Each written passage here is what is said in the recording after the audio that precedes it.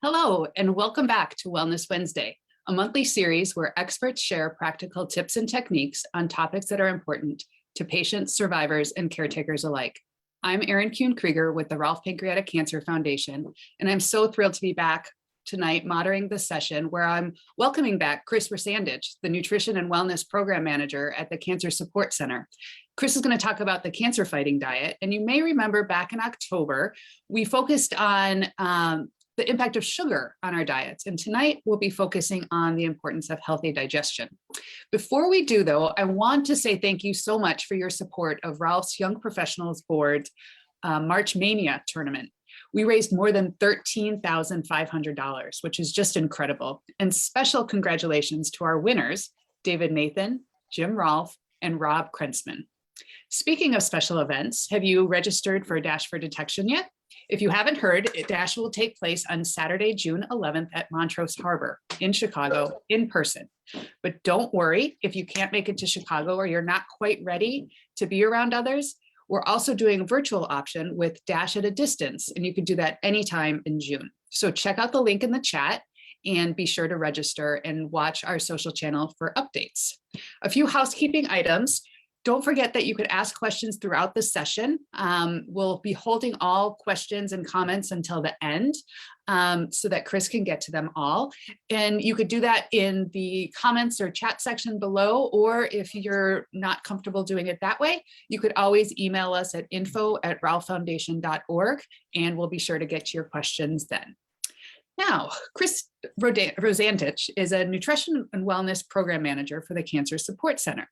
She has a master's degree in Health and Nutrition Education from Hawthorne University and holds additional certifications, including Plant-Based Nutrition from Cornell University and Nutrition and Cancer from Arizona Center for Integrative Medicine. Welcome, Chris. Hi, thank you for having me. Thanks for being here. Well, I'm excited to be here. I loved our conversation in October on a cancer-fighting diet, and I love that this is part two, looking at digestion. So we are going to have a wonderful conversation, and my goal really is to provide some education, some knowledge, some information, but also to encourage you to continue on learning about digestive wellness. I had a professor when I was getting my master's degree, and she said, we need to all spend an hour or two learning about digestive wellness every single week, you know, a couple of hours a month, because that's how important it is. So again, thank you for having me. And I'm going to go ahead and share my screen and get started. I have been with the Cancer Support Center now for 15 years. The Cancer Support Center is a nonprofit cancer center that offers psychosocial services to families and people that are going through cancer experience in the south suburbs of Chicago. So we have counseling, we have fitness, nutrition, education, body image in terms of free wigs. All of the services that we offer are free of charge. We just believe that the cancer patient is going through enough financially as well as emotionally, and we are there for them. So if you ever needed any additional information as we partner with Rolf Foundation, it's just families need support. And I do want to just mention that all of this information today is informational purposes only, and to reach out to your healthcare professional if you have any specific questions for your own health needs.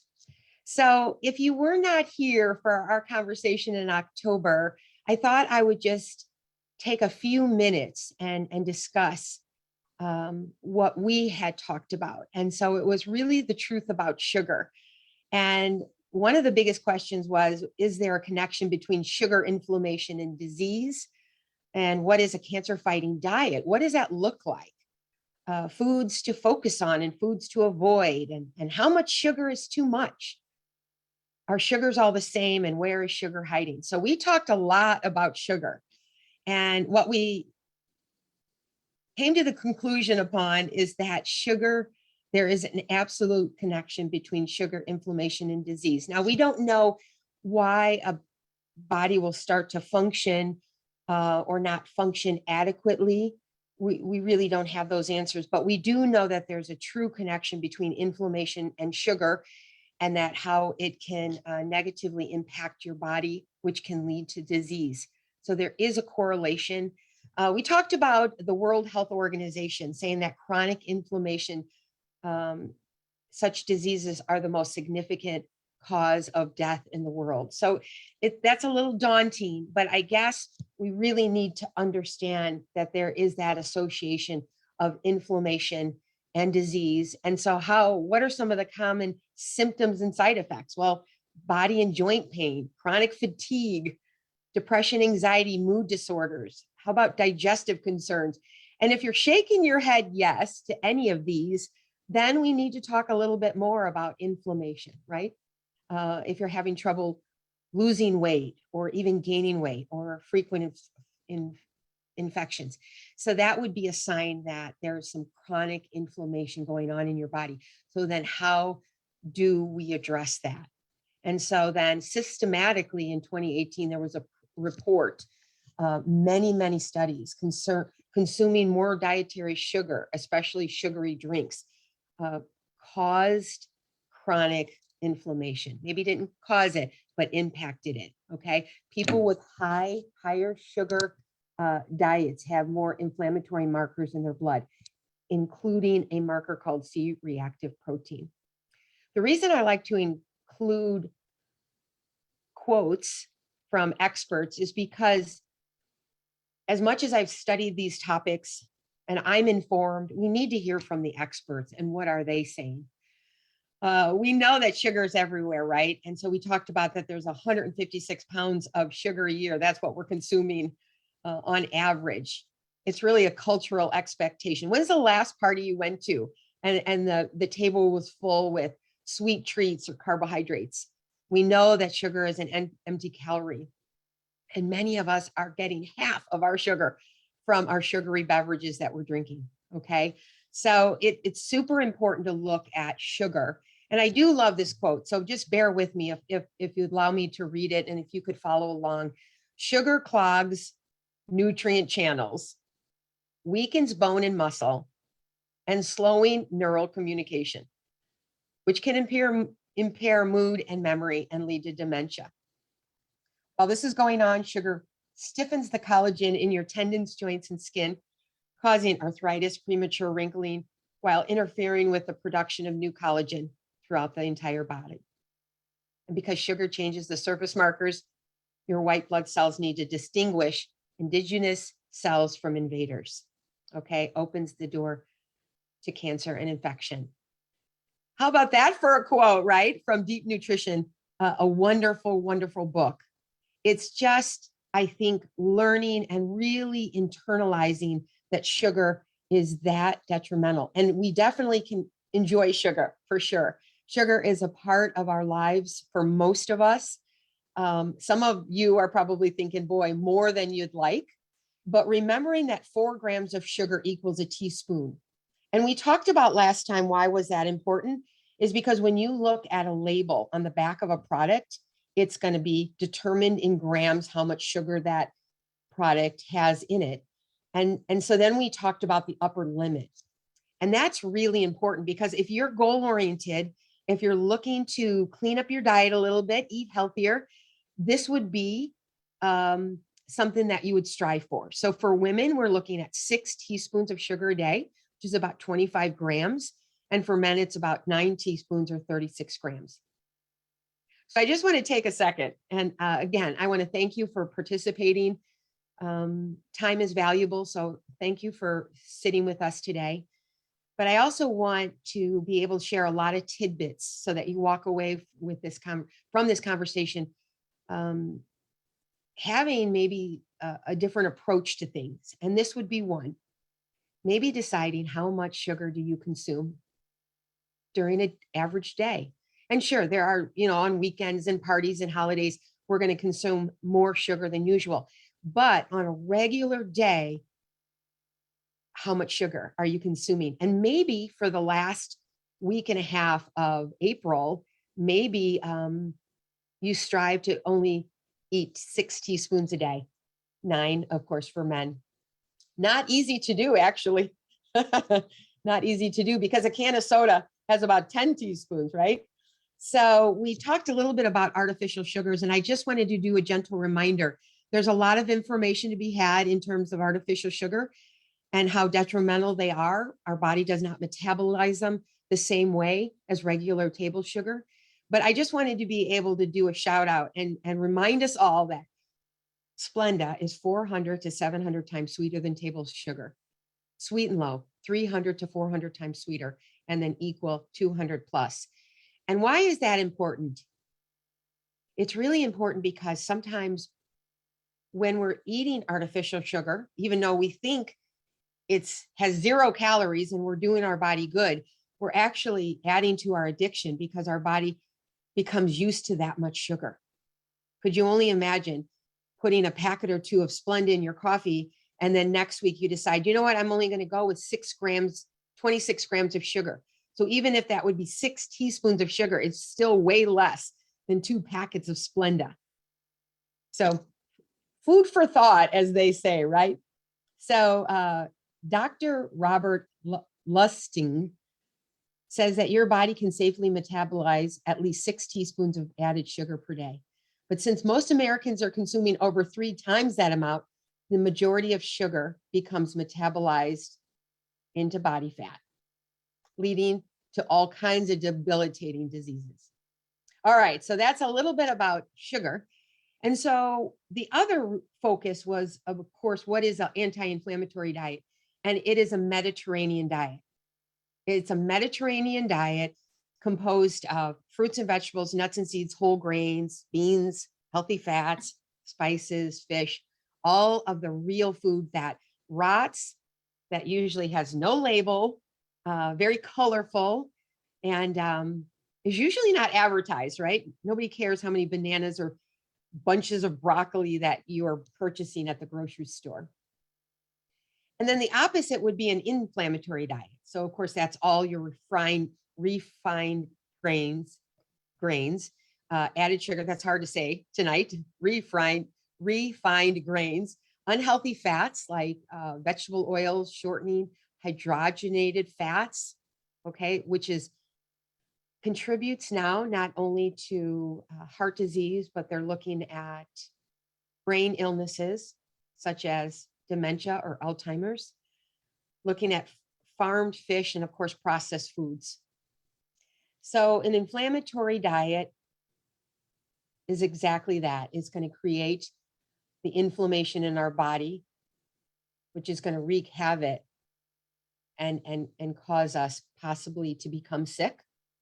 Or maybe not even that. Maybe it's just that you're dealing with exhaustion or joint pain, memory loss, maybe foggy thinking. So what we're going to do today is we're going to expand and add into our circle, not only sugar, inflammation, and disease, but we're going to add digestive health.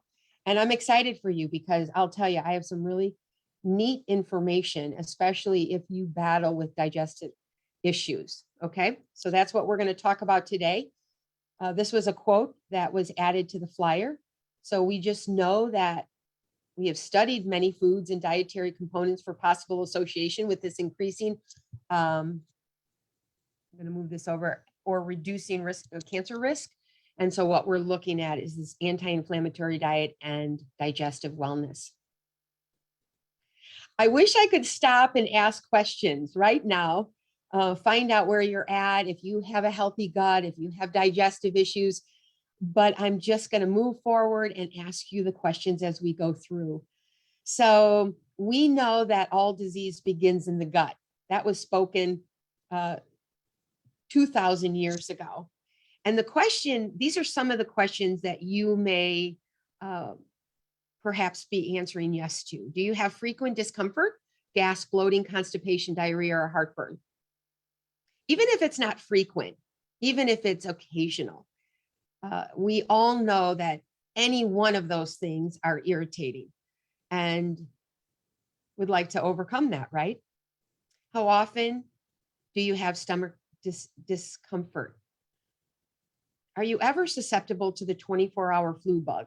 Have you ever been to a restaurant and you feel like maybe you got food poisoning, nobody else did, but you did? Okay. Have you ever reached for over-the-counter product that might be thick and pink? Have you ever said to yourself, I can't eat this? I just can't eat. I hear that all the time. I can't eat broccoli. I can't eat beans. And rest assured that really that you can expand your diet if you have digestive wellness. Okay. Do you have trouble sleeping because of indigestion, or do you experience flatulence after eating pizza? So did you say yes to any of those? Because if you did, I'm so glad you're with me, and we're going to continue on. It's important to know what is digestion. And so it starts really from the mouth as we begin chewing, and it goes all the way through the esophagus, the stomach, small intestine, large intestine, colon, and then we, of course, eliminate from there. And many people don't think about digestive issues if they're having indigestion or acid reflux. Many people think of digestive issues as just if your stomach hurts or if you're constipated, but actually it's from your mouth all the way down to where you eliminate. So the digestive system, I just included just 7 interesting facts that I thought you might like to hear. If you spread your digestive system flat, it would cover a tennis court. It roughly is about 70 to 80% of the immune system. It makes up 70 to 80% of your immune system. And that's why we're talking about this today, because we want our immune systems to be as strong as possible. And if you're going through treatment and you've been diagnosed with cancer, we especially want to build your immune system so that you can continue on with your treatment. We know that nestled inside your gut are trillions of live microorganisms, okay, which make up your microbiome. I'm so sorry. You have 100 times more DNA than cells in your body. And gut bacteria helps make up vitamins, protect you against infection, and run your metabolism. It's even considered your second brain. Microbiome. I struggled with that word, and I'm sorry. I think it's because it's a little bit chilly in my kitchen here. 80 to 90% of your serotonin is made in your gut. And many times I'll have discussions with clients, our cancer patients, and they'll talk about anxiety or depression. And I'd like to look at the health of the gut because of the fact that 80 to 90% of your serotonin is made there. So Elizabeth Lipsky wrote a book called Digestive Wellness, a wonderful reference if you're looking at purchasing a book and learning more about digestive wellness. And she says, even the best diet is of diminished value if we cannot adequately break down our food from large molecules to very small ones, okay? We have to be able to break down the food in order to benefit from the nutrients. So what causes digestive illness? And again, for many of us, it comes on super slow. We might not even be aware of it. And definitely the aging process will accelerate possibly the deterioration of our digestive lining. But stress, we don't always think that living a stressful life, being angry or frustrated can add to digestive wellness or illness. We definitely know cigarette smoking, lack of exercise. Have you ever exercised, took a walk on the treadmill, swam, and you just felt like everything started to move, right? And that is why exercise is so important to keep your digestive tract healthy. Environmental toxins and poor quality of food, genetics, drugs, they all contribute to digestive illness, lack of dietary fiber. A lot of people, when you talk to them and ask how many grams of fiber are you eating a day, they might not know, which I know, but before I started studying this 15 years ago, I didn't really realize how much fiber I was taking in. But that would be something that you might want to take note of. Again, looking at least 15, 20, or even 25 grams of fiber a day is a healthy dosage.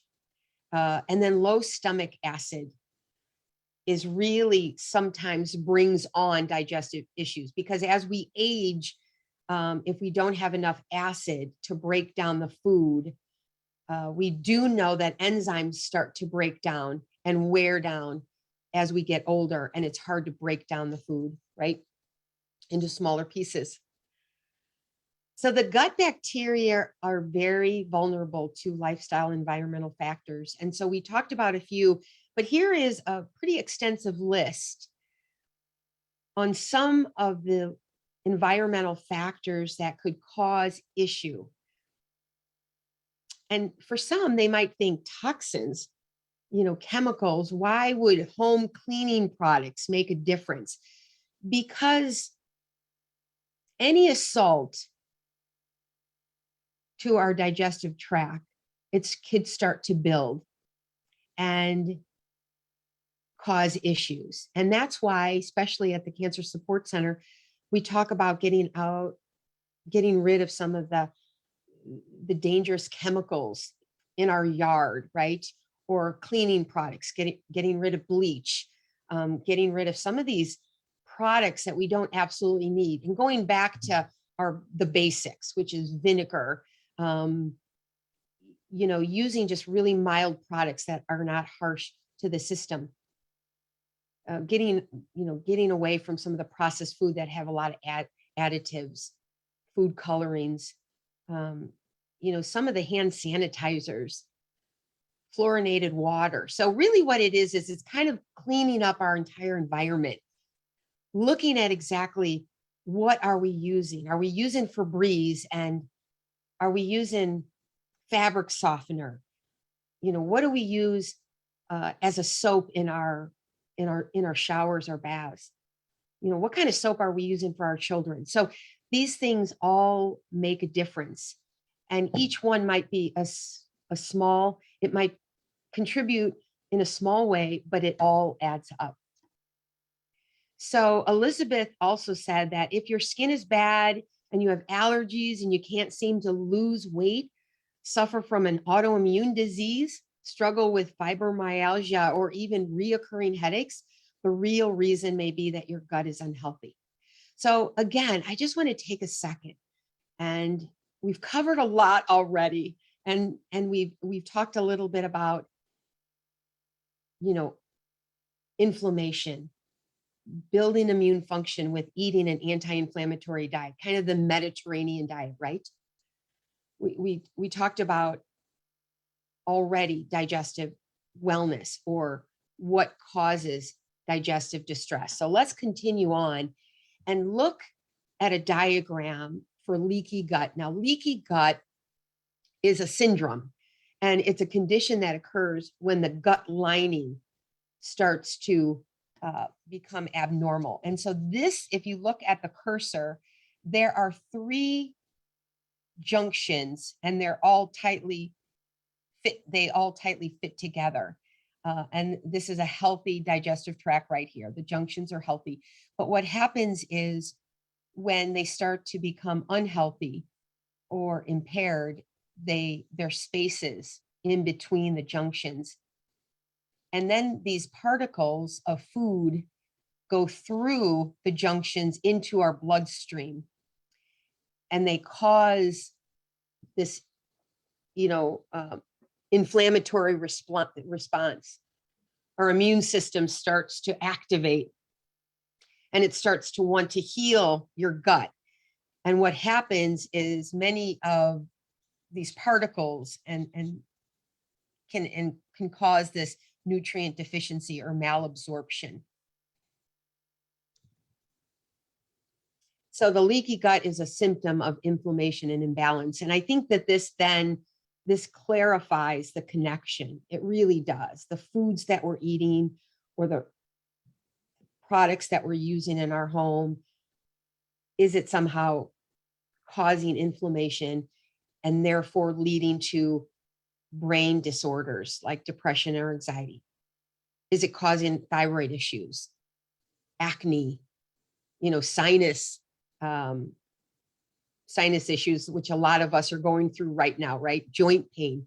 So we don't always associate the foods that we eat and the products that we use causing this kind of illness. But it's true. And it's exciting to be able to talk to you about it. And so how do you know if you have leaky gut or digestive issues? Really, I want to focus on the first one right there, food sensitivities or allergies. And again, we have a short time together tonight, but if there's any of these that jump out at you, I would love for you to research more or reach out to me or to a health professional and find out the answer. Why do you have food sensitivities? But what I'd like to say is many times, for example, I'll use myself as an example. I was diagnosed with a gluten sensitivity about 10 years ago. Prior to that, anytime I ate pizza or I went to a party and I ate a variety of foods, I would get bloated and I would have flatulence, and it just was so uncomfortable. And I thought it was that I was eating too much, but in fact, it was the gluten, which is the protein in wheat. And until a health professional really identified that for me, I didn't realize that by eating regular bread, it causes this inflammatory reaction. And that food sensitivity just starts this whole cascade of issues for me. And I developed all these allergies. So for you, you might ask yourself, after you eat a meal, how do you feel? Your stomach should be super calm. Kind of like if you were visiting a lake and you wanted to go water skiing. The best time to go water skiing really is in the morning when the water is really calm. And that's the way we want your stomach and gut to be, your digestive tract to be super calm. You shouldn't even notice it really. But if you have a lot of gas, or if you have thyroid issues, if you have joint pain, if you're constantly tired, this would be an indication that you might have digestive issues, and to start to solve those problems. And that's what we're going to get to next. But I did want to, I highlighted, if you noticed, I highlighted stool in bold, because that is a great way to identify if you have digestive issues. So let me explain for a moment. Of course, nobody wants to talk about their stool in public, except for me, right? You want your stool to be formed almost to look like a banana. And you can go 1 to 3 times a day. But if you go every other day, or if your stool breaks apart, or if they're like little bitty rabbit turds, as we used to say when I was growing up, if they're discolored, those are all indications that there's something going on, and we want to get to the root of it. Okay. So looking at your stool is important. Not a glamorous topic, but it's super important. So, and I do want to touch on low HCl, hydrochloric. And it's just important that, because if you have low acid in your digestive tract, it might cause you to burp, or gas to build up, indigestion, could lead to diarrhea or constipation. You may see even undigested food particles in your stool. So I listed just a few. This by no means are the end all, and I want you to talk to your health professional. But just by simply taking an over-the-counter supplement, it will help break down protein, fat, and carbohydrates. It is extremely effective. And again, as I mentioned before, as we age, or if we have a health issue, if you have cancer and you're going through treatment and your digestive tract is being compromised, we need to support it in some way. And one of the best ways is with digestive enzymes. So some of the benefits of a healthy gut is just whole body health and well-being, all day energy, balanced hormones, improved digestion, clear skin, mental clarity, easier, faster to for weight loss and a stronger immune system. And what's exciting about this list, and I do want to do a testimonial for myself because I have had digestive issues for probably 30 years prior to the understanding that I was allergic to gluten. But since I've been off of gluten, I've noticed, clarity, that there isn't a lot of foggy thinking, and I have a lot of energy. I am, I feel my hormones as I age are more balanced. And I do want to just do a shout out my son, who, when he was a young boy, he's going to be 29 in just a couple of months, but he struggled with digestive issues. And I took him to many doctors. And you know what they said is just eat more fiber, just eat more fiber. And he's probably just not going to the bathroom when he has the urge. And then finally, when he was 18, he was diagnosed with a gluten issue as well. We in the United States, our wheat is very different than the European wheat. They use different chemicals. There's a difference. And some people say it's the chemicals, it's the pesticides and herbicides that we use on our wheat that's causing digestive issues, and specifically being allergic to gluten. So it might not be you have an issue with wheat, but you might have an issue with all the chemicals that are infused or used around wheat. And most people that have gluten issues have dairy issues as well.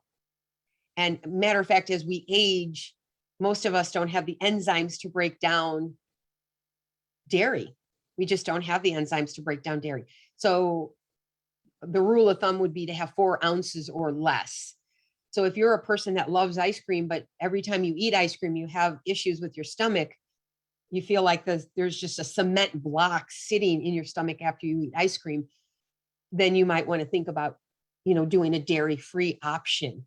One of my favorite things to do is just to do like almond milk with ice, do some maybe vanilla protein powder, and you can do blueberries, you can do cocoa powder, but make your own modified ice cream.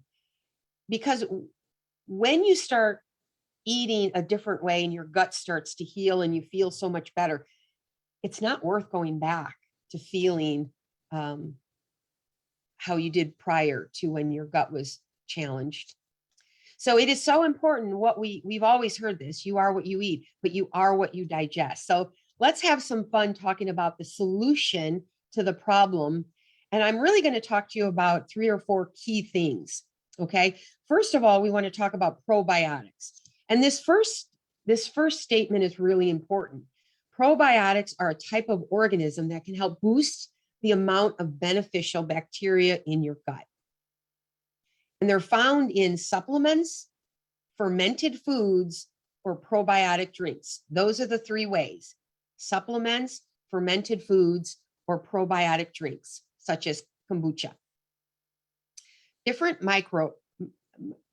living organisms in your gastrointestinal tract play a role in either promoting health or disease. So for example, many of these bacterial cells are considered good bacteria and help support immune function, enhance nutrient absorption, and aid in the synthesis of these key neurotransmitters and other compounds. So what we're saying is truly our gut is filled with trillions of bacterial cells. And we want to make sure that the good and bad bacteria balance. Probiotics can be a beneficial addition to your daily routine and strengthen the immune system. Okay, improve overall health.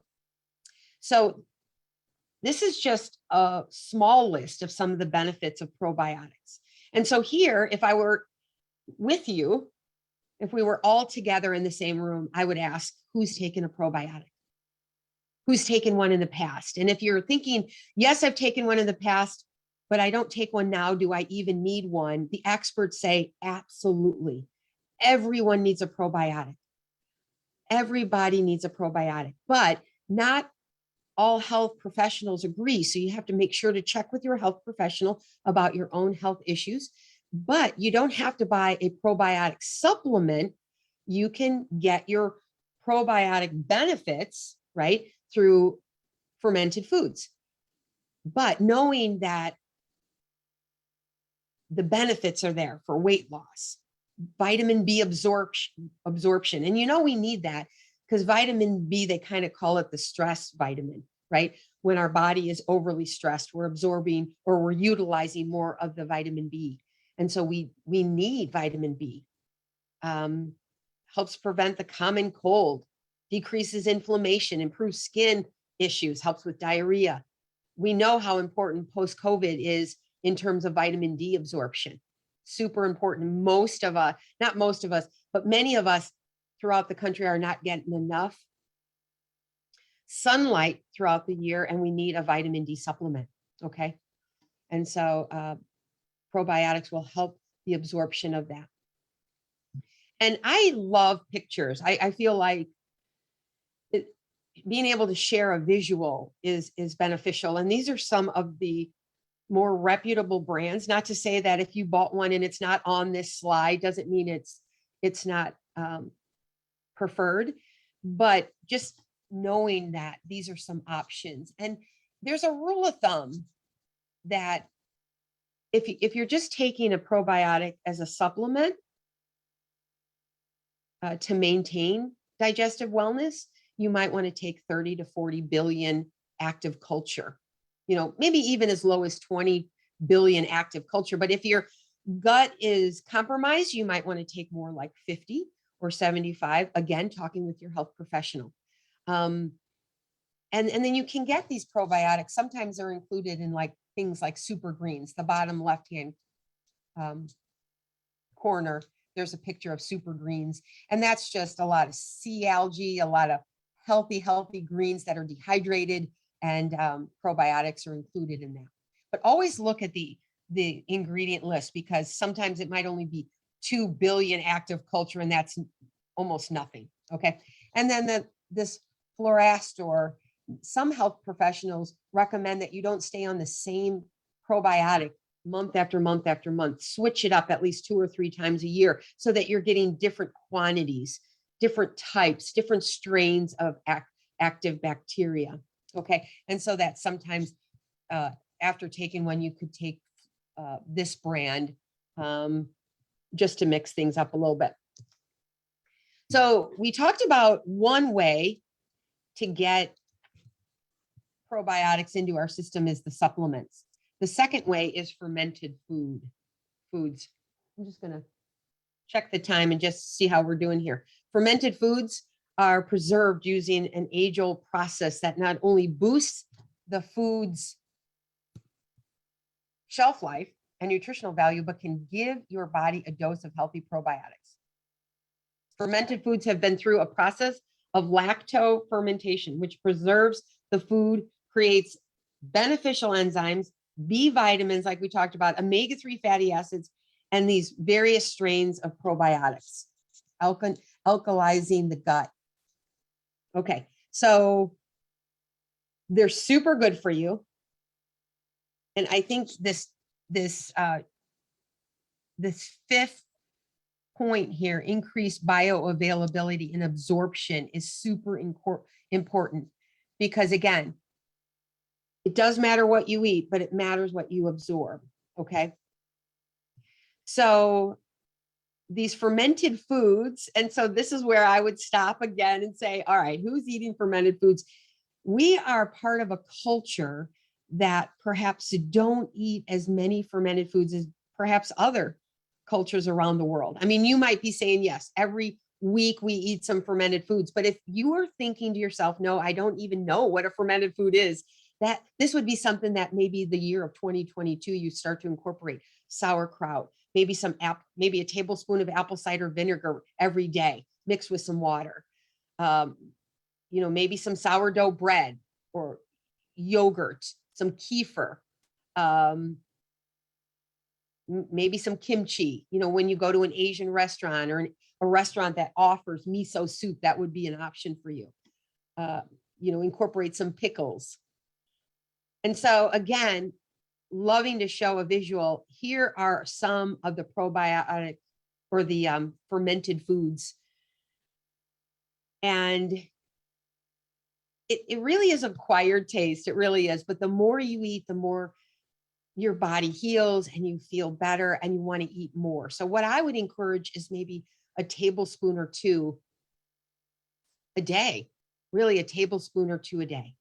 You can purchase a kombucha, which is a fermented beverage, or you can make your own. I know I made my own for about a year or two. And I don't know if you can see this picture, but this white, it's kind of like white scum. They call that a SCOBY. And it's like an alien.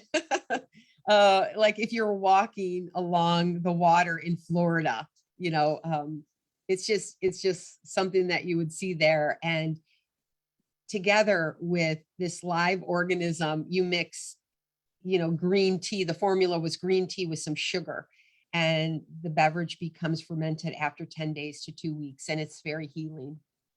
But if you don't want to go to that trouble, you can purchase it, or just go with maybe some kefir, apple cider vinegar.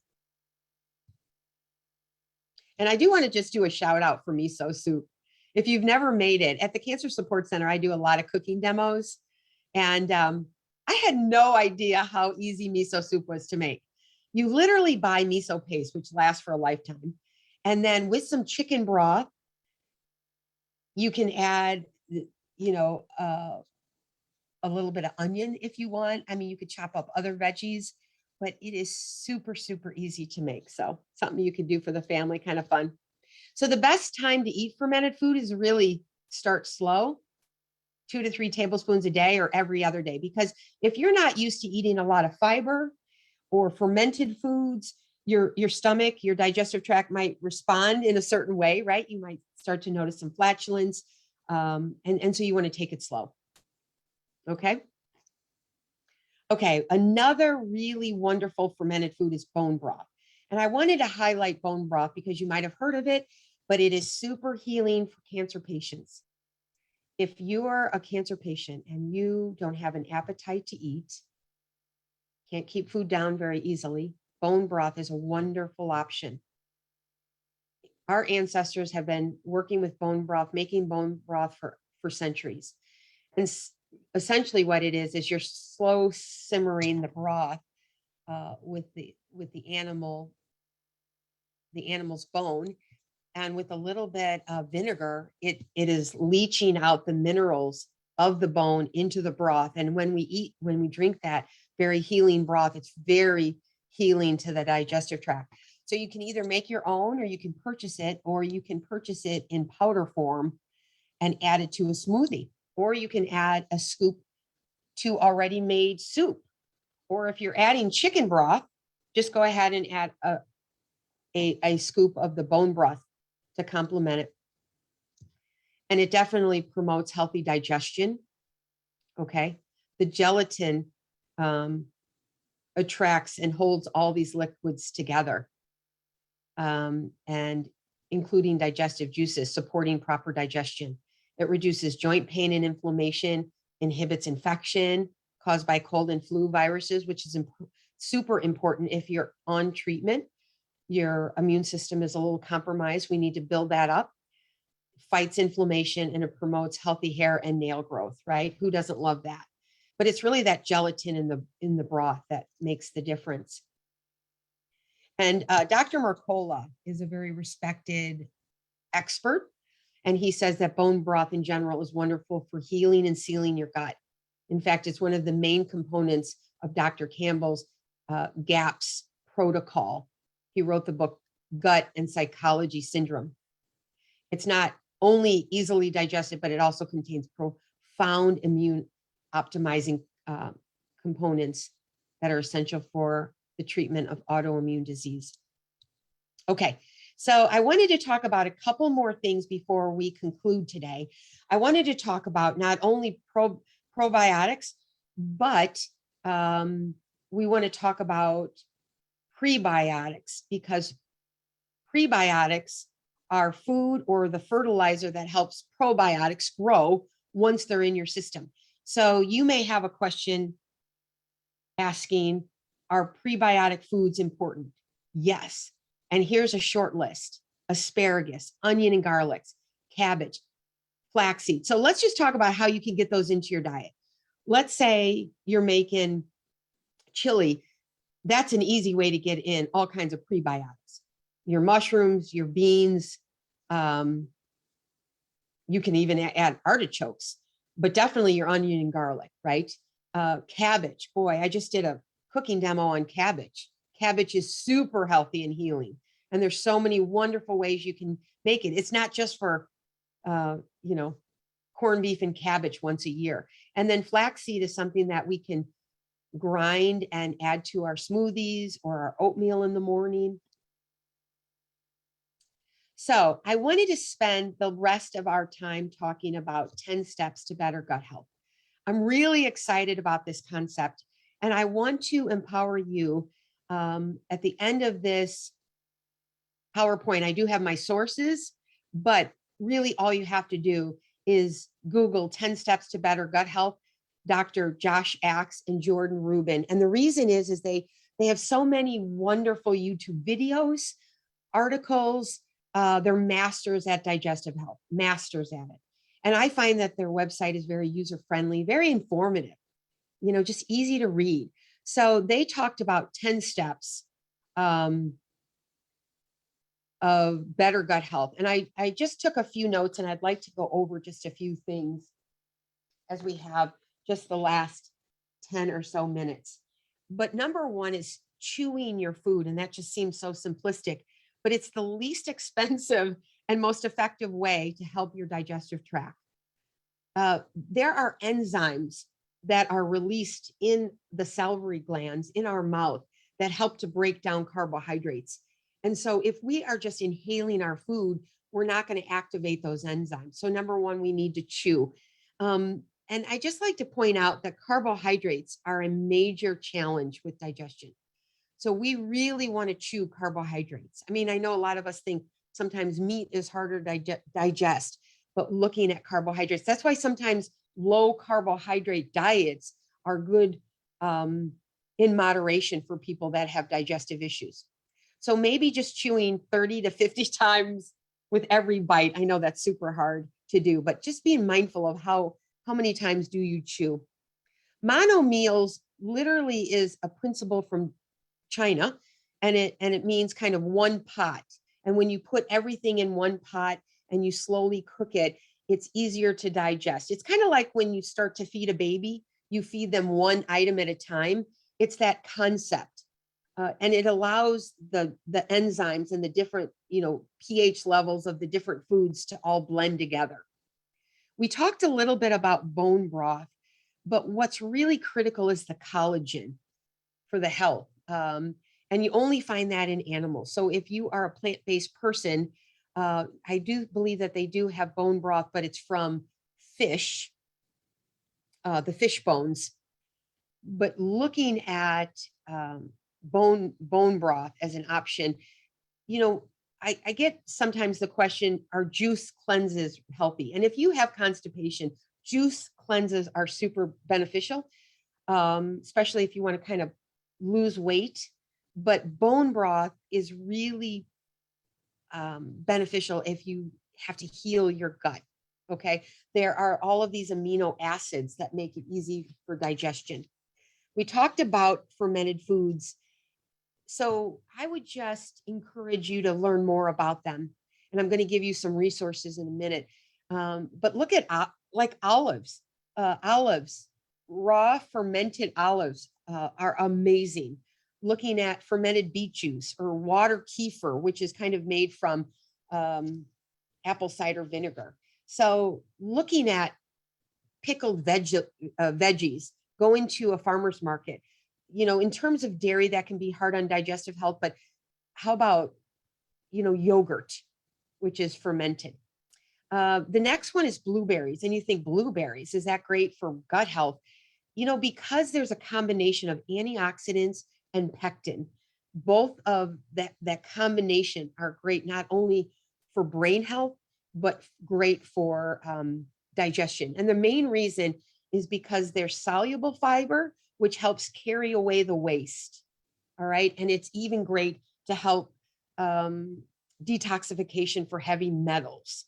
So there's a lot of benefits with blueberries. We know that resveratrol, we've learned quite a bit about resveratrol, that antioxidant and phytonutrient, phytochemical.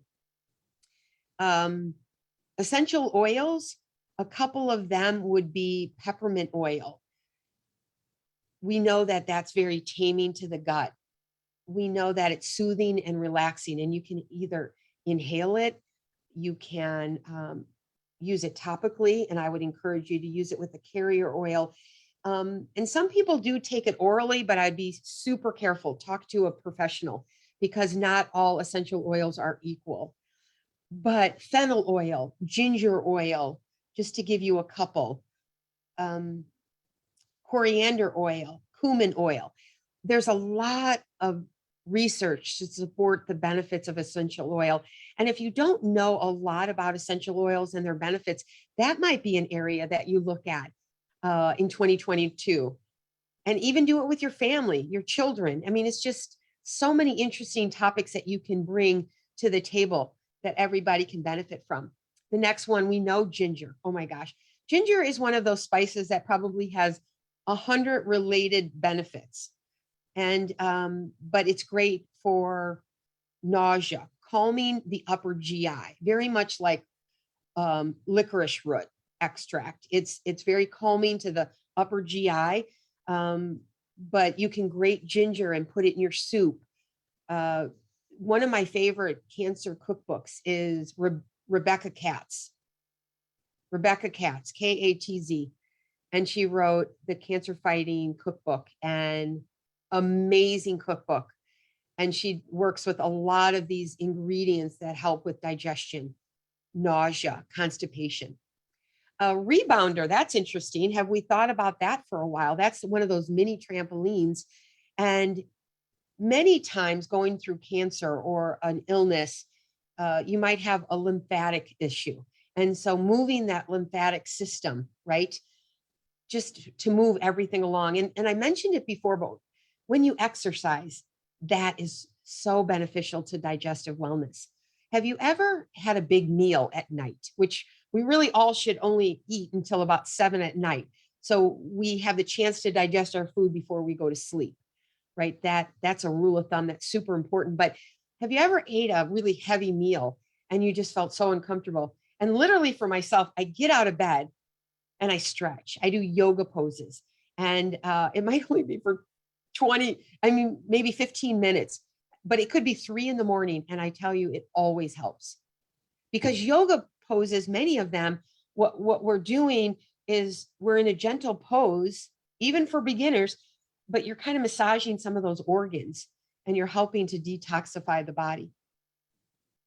And then lastly, core 4.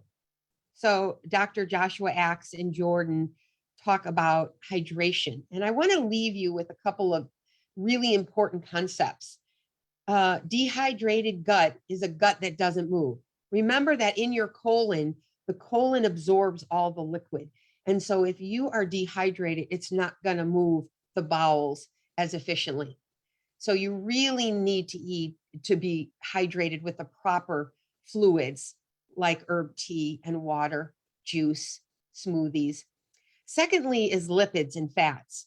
You think lipids, can that really help with digestion? And it can. And what helps are long chain, they call them long chain fats.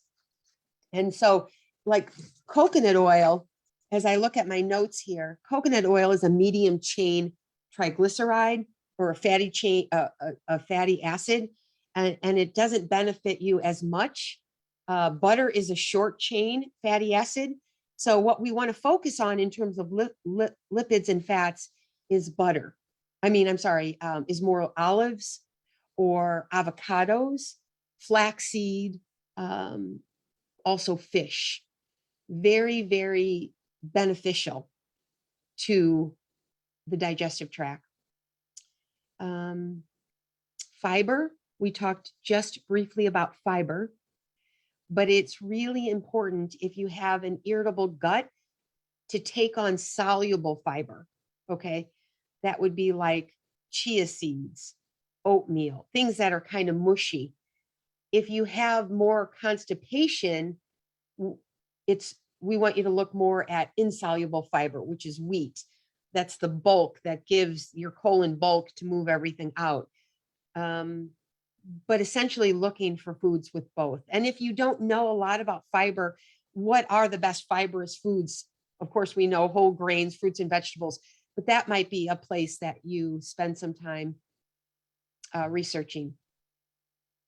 And one of the best foods in terms of constipation, what do you think the best food is in terms of constipation, helping eliminate constipation? It would be kiwi. Kiwi has these enzymes that are so beneficial to moving the bowels. Not to mention that it's loaded with vitamin C, a wonderful antioxidant.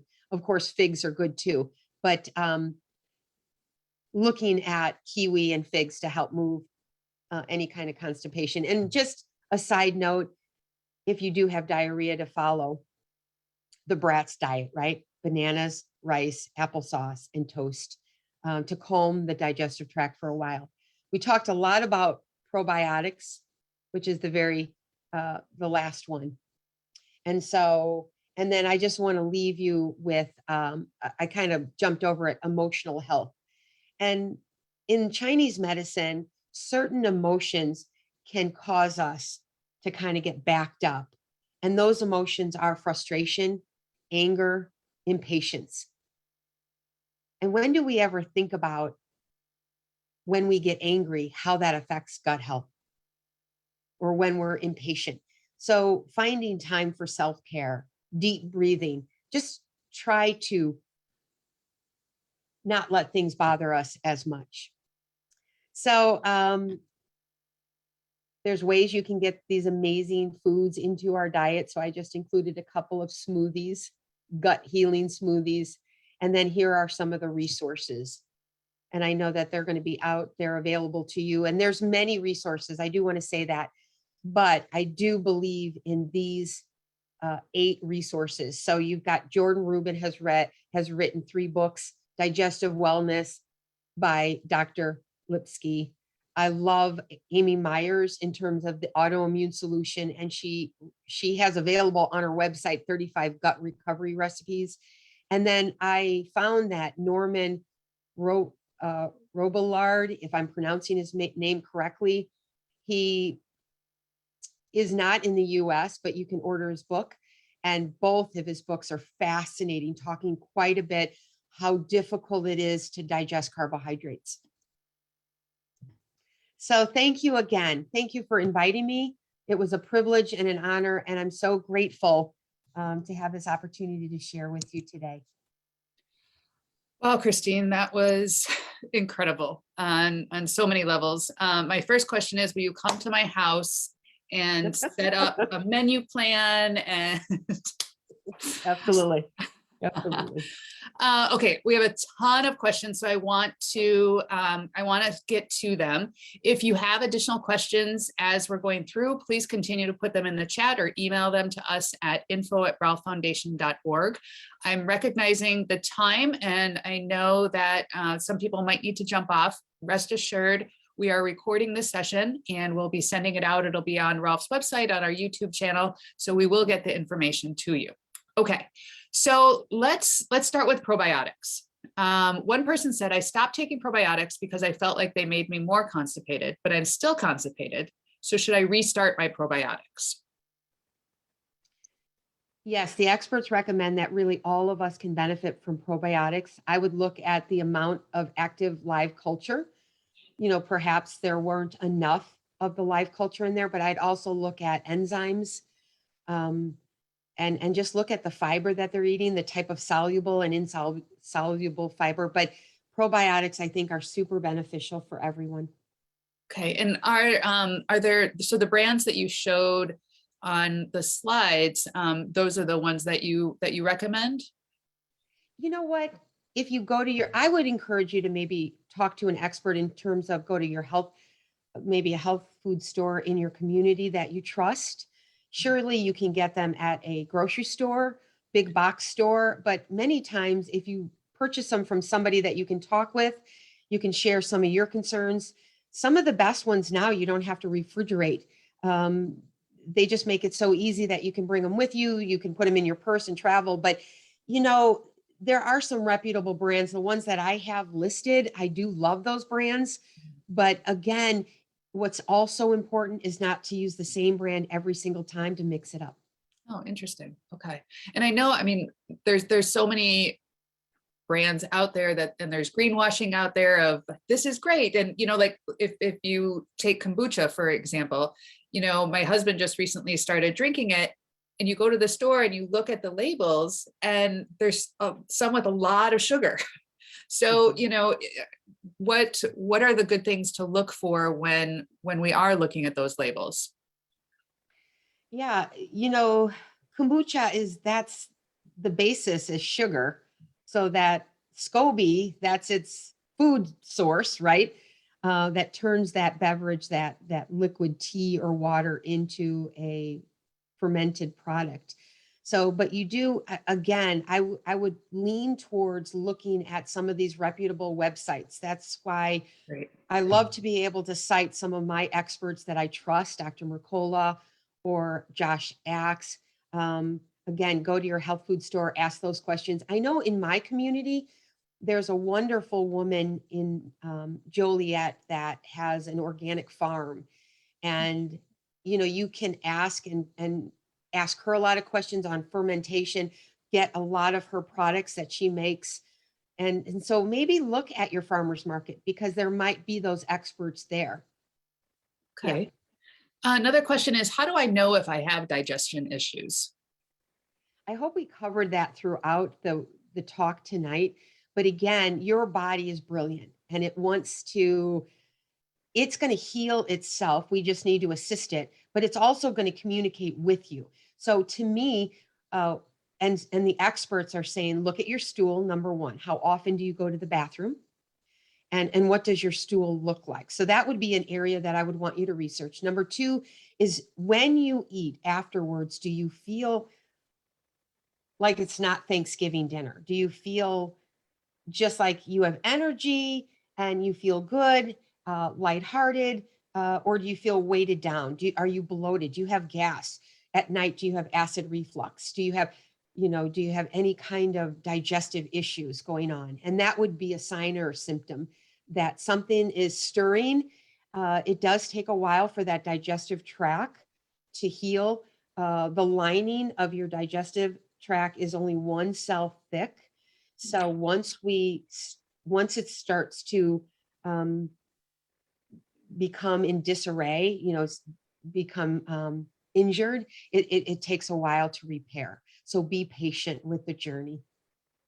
That's really good advice. The next question has to do with leaky gut. The person says, is it a well-studied health issue? I've heard and read articles that talk of its quackery, so I haven't taken it seriously. What do you say to that? I think the body is so brilliant, and it's all about mind, body, and spirit. We're all one. And when somebody is challenged with digestive issues, it's real. There's something that's under. We have to almost figure out what the reason is, get to the core reason. And so my answer is no. I really believe that it's real and that it can be healed, but it takes time and there's a procedure.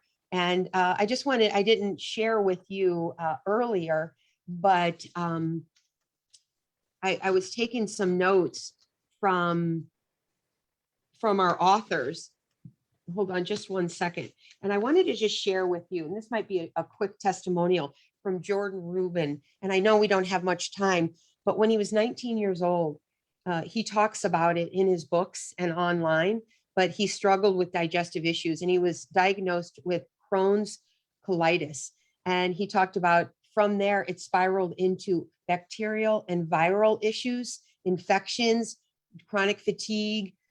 He wound up with, down to 104 pounds. He was in a wheelchair, and he really changed his eating. And I'm not going to say that that's for everyone, but he got back to the basics, and he really started to fine tune what he eats and when.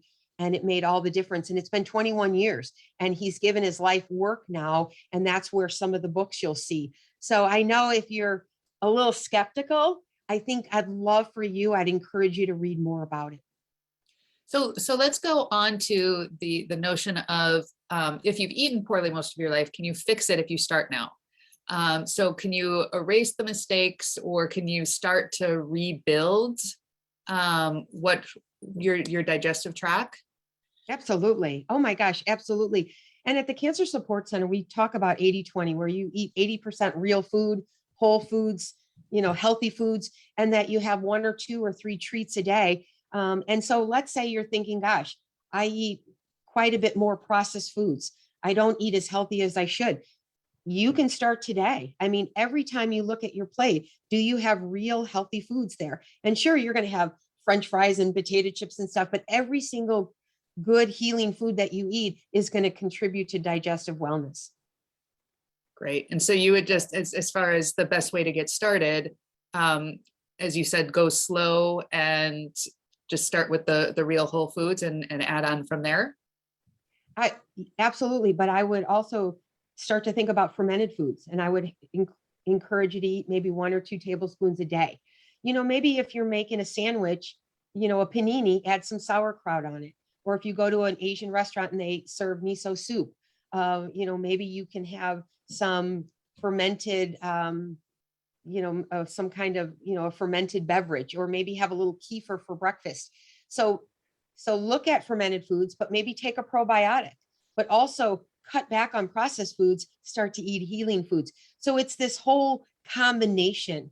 And you don't have to do it all at once. You can take it one step at a time, but it's exciting because every day and every week and every month you eat better and better. I think your body will tell you, congratulations, I'm feeling great. I have more fatigue, I have more energy. So yes. That's wonderful. As far as probiotics go, is it better to take it in the morning or at night? I've heard it both ways. I've heard it eat it with food and without, but the research that I've done and the experts that I follow, they recommend that you absolutely eat it with food, but you can always look at the label to see. Some probiotics, you take some in the morning and some at night so that you're not utilizing all the benefits that, you're taking a little bit AM and PM, but most of the time it's just once a day and you decide. Okay. I don't think it's a strong supplement like perhaps a multivitamin or B complex that sometimes you feel nauseous if you don't eat it with food or you eat it too early in the morning. I don't think that's the case with a probiotic, but every person's individual. Sure. And so going back to the every morning, there's folks that say you should drink warm water with lemon, or you should drink apple cider vinegar, to start off your day. Is that what you would recommend, or just having it at some point during the day is good? I don't think it's a bad practice. And again, it's kind of neat. It's kind of, I look at it as a hobby. Eating well is a hobby, and making a decision that you care about you and that you want you and your family to be as healthy as possible. And then of course, if you have a cancer diagnosis, that you're going to just build immune function so that you can carry on with treatment. But yes, the answer would be if you have lemon, to put a little bit in your water in the morning. Apple cider vinegar, Bragg's apple cider vinegar is probably the best brand. It's you want the brand that it's a little foggy on the bottom, so you want to shake it up. But to me, that's a little strong, so I always add it with a little bit of water. And I don't do anything habitually. Life is busy, right? So I might do it twice a week. I might do a healing gut smoothie once a week. I might eat 3 fermented foods, during the week. So it's almost like a combination, and that you don't feel burdened by it, but you just feel celebrated that I'm doing good for myself. I really appreciate you saying that, especially for our community, whether they're in treatment right now or they're caretakers. There's not a lot of time or energy or strength to do. So to be able to pick and choose, little aspects of this is really going to go a long way. Our next question is, what if we feel fine after eating but have gas? Would that be so? based on your presentation, would that be an indication of low HCl? It can be an indicator of a few things, and everyone is super individual. But there has been research to suggest that, let's say you start a probiotic. My understanding is that when you take a probiotic, you're starting to kill off the bad bacteria and build the good bacteria, and that causes or creates flatulence. So some people might want to take their probiotic every 2 or 3 days, so that they get their digestive system more acclimated. It could be enzymes, absolutely. So you might want to take an enzyme supplement an hour before a meal. Some enzymes you would just take on an empty stomach. So there's a combination of reasons why you might be bloated, but I still go back to, and I talked about it super early, but food sensitivities. I think it's imperative that you figure out what foods irritate your system, and we've got to get off those foods. And that could be a tremendous solution to improving digestive wellness. Sure. And the way you do that is by getting off that food, and maybe after a week, come back, add it to your diet for maybe a day or two. And if you start to have a reaction, that could be an indication that it's not, that you're not able to digest it well. Okay. So we've had questions about specific cancers. Am I correct to say that the recommendations that you're putting forth here flow across all cancers and for healthy folks as well? Is that correct? Absolutely. Okay. It's a common denominator that an anti-inflammatory diet, which is really very much like a Mediterranean diet, right, is eating these whole real foods that are not processed, is healthy and beneficial for all of us. But with that said, everybody's super individual. So some people should eat less carbs. Some people have sugar issues, or they're a diabetic. Some people have high blood pressure. So we have to zero in on everyone's individual diet, but all in all, we need to eat like our ancestors did in terms of real whole foods. And I know we always get trapped in thinking that eating processed foods is quicker, but I tell you the truth, it's not always the way. And plus it'll lead to such, not all the time, but it can lead to issues. And so why even go down that road? Sure. So the next question is, when we see stats on men and women, is it based on genetic differences or height and body weight? So I'm thinking when you were talking about the number or amount of sugar men versus women should have, and just the differences along those lines. Should a man stick to the 36 grams and a woman 24 grams, or if they're taller and weigh more, they can consume more? Is that the question? Yeah. So the question, I think, is based on, or what are the recommendations based on? Is it on genetics? Is it on height and weight? That's actually a great question. And I actually don't know that question. I know that the World Health Organization and American Cancer Society and these organizations have done research, and they have, through trial and error and through studies, have determined what dictates a healthy diet. And they have put a ceiling of 9 or 6 teaspoons. I don't know much more than that, other than that's their recommendation. But that's, of course, across the population, not looking at everyone individually. Okay. And again, I want to say that, of course, we all love sugar, and sugar lights up that pleasure center of our brain. It's why we love sugar. Most of us love sugar, but really sugar, I love to think of it as we need to always be able to control sugar and not allow sugar to control us. And I think that that's what the message is, because some of us, if we kind of slide, it's like a downward spiral, eating more and more sugar, we can become so, it's habit forming, right? So we need to be able to break that habit, or have at least an upper limit to go, what is too much? Right. Yeah. So it might be just a guideline. Sure. Okay, our next question asks if, can you add vitamin C powder to chicken soup to have the same effect as vinegar for bone broth? Interesting question. You know, I don't know that if I can answer that adequately. I know that vitamin C, being an antioxidant, is super potent and powerful for our immune system. Apple cider vinegar, balancing our pH, right? I don't know that I would add the two together. I would almost keep them separate. I know that there is conversation that if you are going to have protein, it's good to complement it with a vegetable that is high in vitamin C. There's some value to that. So without really learning more about that question, I'm not super sure. Yeah, but I think anytime that you can incorporate vitamin C into any food, I think that that's always a good thing. And how about your take on organic foods? Are you organic across the board? Do you stick with the only buying organic for the dirty dozen, or what are your thoughts there?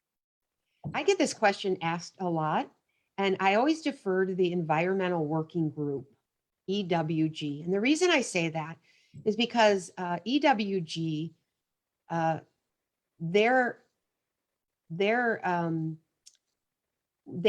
experts in determining the level of pesticide load on our vegetables and fruits. And so what they do is they determine the dirty dozen. What are the top 12 fruits and vegetables that have a heavy pesticide load that we perhaps should be buying organically? And so every year they come out with a new list, and you can get that on their website. I think it's ewg.org. Yep.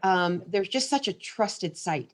And, you know, most of the time it's usually the same list, but, you know, I believe it's kale and peaches and potatoes and tomatoes and, you know, not sweet potatoes, but regular potatoes because of the practices of farming. And so they determine what is a heavy load. And the other thing is they're determining the pesticide load can maybe filter in and saturate the actual fruit or vegetable. So if you're buying a cantaloupe, you don't have to worry about it as much, right?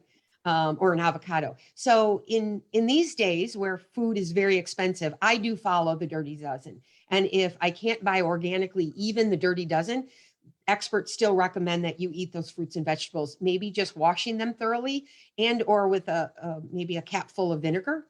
Okay. And just making sure that they're as clean as we can get them. And the other last point is shopping at Whole Foods, not Whole Foods per se, but maybe a market that you know gets fresher fruits and vegetables, or go shop at a market, a farmer's market, so that they're not traveling from California all the way across the country. Sure. Perhaps, you know, I'm in Chicago, so that's a long journey. So then we're eating fruits and vegetables that are maybe locally grown without all the pesticide load and that are fresher. Okay. And what about milk, dairy, meats? Is that better to buy organic? You know, that is a conversation. That's a large conversation. We could spend some time on that. But we do know that the practice, some of the practices of raising cattle aren't as good as we'd like them. I don't know if I should use the word good, but the practices of using hormones, added hormones, antibiotics, things like that are not as healthy as we'd like. So if you could buy grass-fed beef, if you could purchase eggs that are more pasture raised, more organic, chicken, again, you have to look at your budget because food is so expensive. But most experts are going to look at more of a high quality protein.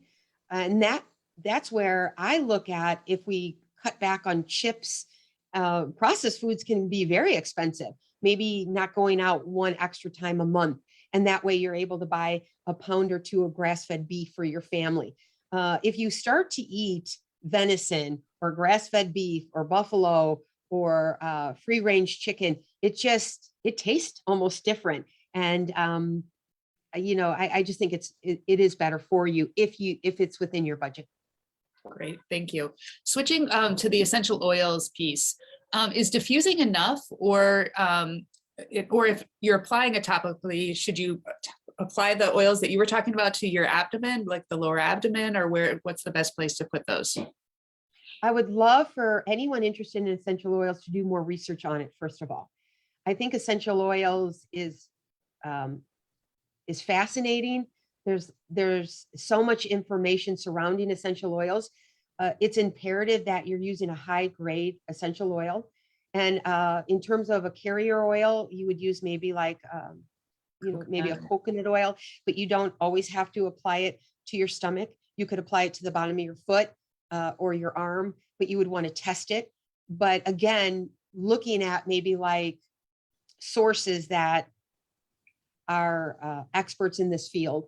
So be cautious, but I think diffusing is one option, but in terms of penetrating and making a difference, more of a therapeutic dosage, you would probably need to do it, not just, you'd probably have to do it on your surface or maybe taking it internally, but be cautious with that.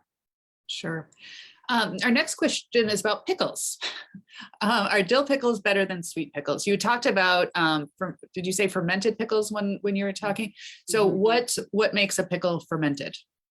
You do have to be cautious. Not all pickles are the same. So when we go to the grocery store and buy a pickle, is it as fermented as we would like? So again, I would encourage you to go to the farmer's market, find a source that are actually fermenting fruits and vegetables themselves, and then you can be assured. So I would just do a little bit more research on it. And I don't know the answer in terms, my gut, no pun intended, but my gut answer is that, dill is better than sweet, but the process of fermentation is probably the same for both, but I'm just not sure on that. Okay. Now you talked a lot about the Mediterranean diet and eating the whole foods. Do you have you showed favorite cookbooks? Do you have websites for easy go-to recipes, or do you have some favorite healthy, easy snacks to have on hand? Yeah, about 1 trillion. Well, maybe we could follow up with you after this and get a list of. I really do believe that as long as we've got access to all these websites, right? And I do believe that if you Google or if you look on the internet for different recipes and you're looking for healthy recipes, you can start to find sources that are better than not, but you'll start to see that they're using good ingredients, and that's at the core. So in terms of sweet treats, we're going to sweeten things with maple syrup or honey or dates. We're going to use cocoa. We're going to use really healthy fats. So we're not going to use vegetable oil. We're going to use, a coconut oil or an olive oil. So you can start to look at a recipe by the ingredients and determine. And if you don't like some of the ingredients, you can substitute. Okay, great. But anyone can reach out actually at the Cancer Support Center. So we're cancersupportcenter.org. And our website, we have a lot. Through the years, I've done thousands of cooking demos and I have a lot of recipes online, but anybody can get a hold of me. And I'm so happy to share recipes, because once you're excited about eating well, you do want fresh recipes, don't you? Absolutely. Absolutely. Yeah. Well, I'm sure we could talk all night going through questions. But I will ask for our last question will be, what are the 3 takeaways that you'd like for our community to walk away with tonight? I would say that number one, I'm just so excited that everybody attended, but to take it one step at a time and to decide that you want to learn more about digestive wellness. That's got to be number one, because when 70 to 80% of our immune system resides in our gut, it's super important. Number 2 would be embrace fermented foods. I know it's not a concept that all of us embrace, and we might not even know enough about it, but learn about it, try different fermented foods. They're wonderful. And third, it would really be just to be good to yourself, self-care, exercise. But the way we are good to ourselves is to eat well, to cut back on sugar, to really look at how can I just make some tweaks in my diet to make me feel better? So, yep, that's what I would say. I love it. I love it so much that it's the small tweaks that lead to big change. Thank you so much, Chris. We really enjoyed having you back for part 2, and perhaps we can figure out a part 3. Yep, good. Thank you. Thanks Take for good having care. me. Bye-bye. And thank you everyone for joining us tonight and sharing your questions. If you're catching this on the replay, be sure to write replay in the comments and ask your questions there, and we'll be sure to ask Chris and get back to you. You could join us next month on Wednesday, May 11th, where we'll be partnering with Cancer Wellness Center for a talk with Dr. Karan Dixit, a neuro-oncologist at Northwestern Medicine. Dr. Dixit will be sharing insights about coping with chemo brain and other cognitive challenges. More details will be available soon, so keep an eye out on our social channels. And if you have ideas for future Wellness Wednesday editions, please email us at info@ralphfoundation.org. And don't forget, if you have not registered yet for Dashboard Detection, you want to do so now. On behalf of everyone at the Rolf Pancreatic Cancer Foundation, thank you for joining us tonight. Until next time, we hope you stay healthy, stay well, and take good care. Good night.